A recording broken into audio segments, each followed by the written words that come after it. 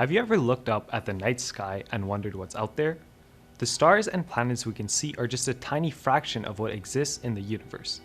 In fact, 95% of the matter in the universe is invisible to us, and 27% of this matter is called dark matter, and it's one of the biggest mysteries in science. Join me as I explain the history behind dark matter, how it affects galaxies, and the theories behind what could possibly make up dark matter. Firstly, the name in and of itself is a little misleading. Calling it dark matter gives us the image that it is a substance that is physically dark, which means that it will absorb all the light falling upon it and will reflect none. However, dark matter is a type of matter that does not emit, absorb, or reflect light or electromagnetic radiation, effectively making it invisible to the human eye and instruments we use to study outer space. A better suited name for it would be invisible matter. Now, if it is invisible, how was it ever discovered? Well, the concept of dark matter was first proposed in the 1930s by the astrophysicist Fritz Zwicky, who observed that the galaxies in the Coma cluster were moving too fast to be held together by the gravitational pull of the visible matter that we can see. He concluded that there must be some invisible or dark matter holding the galaxies together. Over the years, other observations and experiments provided strong evidence for the existence of dark matter. For example, the rotation of galaxies and the way that they move in clusters suggested that there's much more mass present than we can see. In the 1970s, the American astronomer Vera Rubin studied the rotation of galaxies and found that the outer stars were moving at the same speed as the inner stars, which was unexpected based on the laws of physics. This was one of the first pieces of evidence that suggested the existence of dark matter. Now, let's take a step into the boots of astrophysicist Fritz Zwicky and Vera Rubin to understand how they came to this conclusion. So, Fritz noticed that several galaxies within the Coma cluster were moving too fast according to the observable mass. A simplified way to observe what he did and see for ourselves is to use Newton's laws of motion and the universal law of gravitation. To understand how to do this, let's take an example where we have a galaxy spinning within a galaxy cluster and do a force analysis on it. First, let's make an interaction diagram to see what is in contact with our galaxy. While there are no direct contact forces, there is a field force from the gravity of the cluster and is the only force acting upon our system. Next, we can make a kinematic/uniform circular motion diagram to visualize how our galaxy moves. Our center of circle is the galaxy cluster itself, and we are constantly accelerating towards the center of the circle in the positive direction. We have a tangential velocity in the direction we want to move due to Newton's law of inertia, and the four drawn moments are different positions within time. Using these pieces of information, we can make a force diagram for our galaxy. This force diagram is drawn for the second moment in time, and on this force diagram we have our only force, the force of gravity from the cluster acting on our galaxy. This force acts towards the center of circle and is causing a positive acceleration due to our decided coordinate system. Through this force diagram, we can do a Newton's second law analysis on our galaxy. We first start with our sum of all forces is equal to F net x plus F net y. We can focus solely on the x directional forces as we have no forces in the y direction. Our F net x is equal to sum of all forces in the x direction. From here, using Newton's second law, we can substitute that F net is equal to ma, and our sum of all forces is equal to the force of gravity. Now, we can consider direction, where acceleration is positive, caused by a positive force of gravity. We can simplify this further by substituting ma into mv squared over r, and fg using Newton's universal law of gravitation. From here, we can cancel out the mass of galaxy on both sides, being left with v squared divided by r, which equals g times m divided by r squared.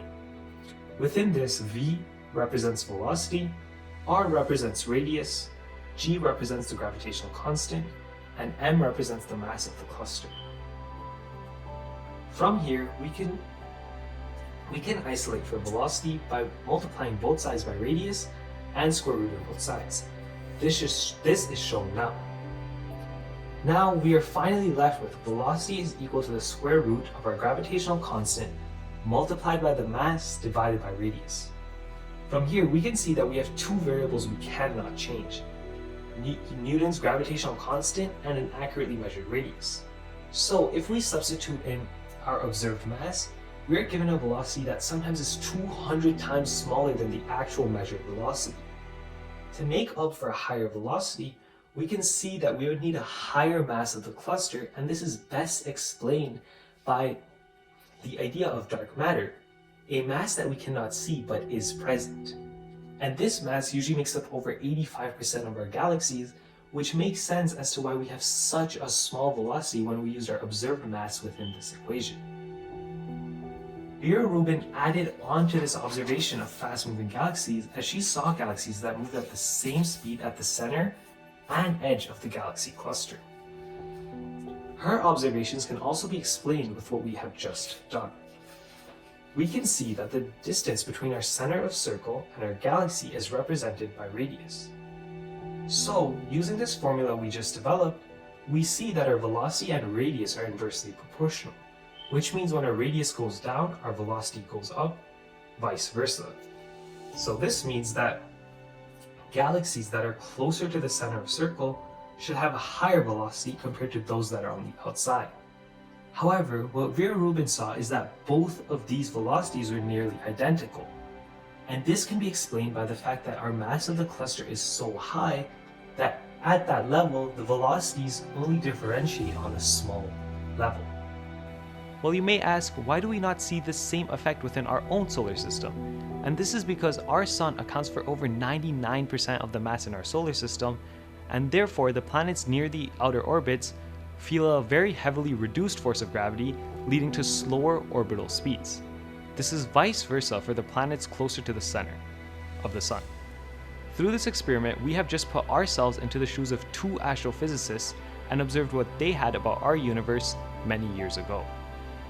Moreover, we can prove the existence of dark matter within our universe through gravitational lensing. Gravitational lensing is the phenomena where light from a distant object is bent by the gravitational field of a massive object, such as a galaxy or a mass of dark matter, causing the object to appear distorted or magnified. We will demonstrate this phenomena by using a flashlight and a lens, such as a magnifying glass. In this experiment, our flashlight will represent a distant light source, such as a galaxy or a star. Our lens will act as a heavy mass in outer space, and the image upon the wall is how we see the light source after it has been distorted. First, we will turn off the lights in the room. Then, take the clear lens and hold it in front of the flashlight so that the light from the flashlight passes through the lens, adjusting the position of the lens until the flashlight is focused. Next, we can move the lens closer to the flashlight and observe how the light changes. We notice that the spot gets larger and brighter as the lens gets closer to the flashlight. This is because the lens is magnifying the light from the flashlight. To simulate gravitational lensing, we can move the lens farther away from the flashlight and observe how the light on the paper changes. We can notice that the spot on the paper gets smaller and dimmer as the lens moves farther away from the flashlight. This is because the lens is no longer magnifying the light from the flashlight. The amount of bending and distortion that occurs depends on the strength of the gravitational field and the distance of the light from the massive object. By adjusting the position of the lens relative to the flashlight in this simple experiment, you can see how the lens can magnify or demagnify the light, just as a massive object in space can bend light to create gravitational lenses. This phenomena is known as gravitational lensing, and it is one of the ways that scientists study dark matter. Scientists use the information of how much light is being bent and distorted to accurately predict the masses of galaxy clusters.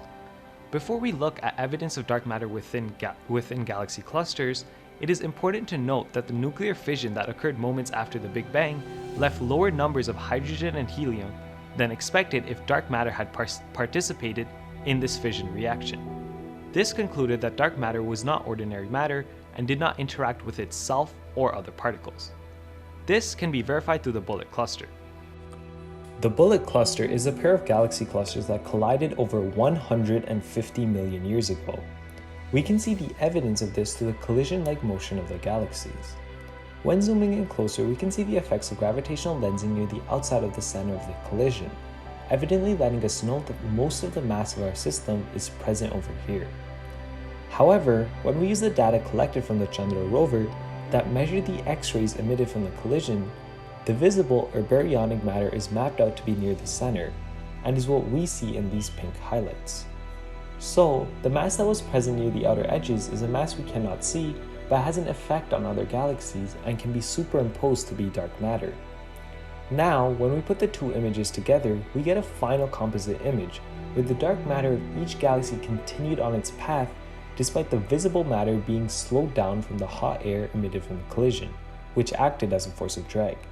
This supports the evidence we have suggesting that dark matter does not interact with any matter, not even itself, and explains why the dark matter of each galaxy is ahead of the visible or baryonic matter, and these effects of the dark matter can be represented through the gravitational lensing we just looked at. This is the strongest evidence we have to suggest that dark matter does indeed exist. Well, if it does exist, what makes up dark matter? I will be focusing on the one main theory of what dark matter may be, and this is WIMPs, or weakly interacting massive particles, that are among the leading candidates for the composition of dark matter. As their name suggests, WIMPs are massive particles that do not interact with light or other forms of electromagnetic radiation. This makes them difficult to detect directly and still share resemblance to dark matter. The theory of WIMPs as dark matter originated in the 1980s when particle physicists were trying to explain why certain particles in the standard model of particle physics did not have any observed interactions with the other particles. They proposed that these particles could be WIMPs, which would be very massive and would only interact through the weak nuclear force, making them difficult to detect directly.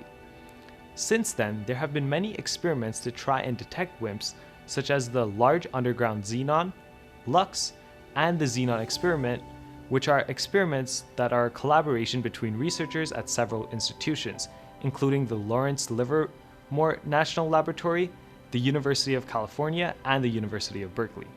These experiments use a large tank of liquid xenon to try to detect the rare interactions between WIMPs and atomic nuclei. A common theme is to use cooled liquid xenon to detect WIMPs. This is because it is a good detector material, as xenon is a heavy element. It has a large number of protons and neutrons in its atomic nucleus. This makes it more likely to interact with WIMPs, which are thought to be massive particles. Another advantage of using liquid xenon is that it has a high boiling point, which means that it can be kept in a liquid state at low temperatures. This is important because experiments that are trying to detect WIMPs need to be very sensitive and low temperatures, which can help reduce noise and other sources of interference. Overall, the properties of xenon make it a good material for experiments that are trying to detect WIMPs, and that is why it is often used in these experiments. So far, these experiments have not been able to conclusively detect WIMPs and the existence of what makes up dark matter. This keeps dark matter as a speculation, not knowing what it makes up. In conclusion, dark matter remains one of the most mysterious and elusive phenomena in the universe. Despite decades of research and numerous experiments, we still do not have a clear understanding of its properties or its origins. However, the search for dark matter continues, and as our technology and our understanding of the universe continue to improve, we may one day be able to unlock the secrets of this mysterious substance. Until then, the mystery of dark matter continues to captivate and inspire us, challenging us to push the boundaries of what we know and to explore the unknown. Thank you.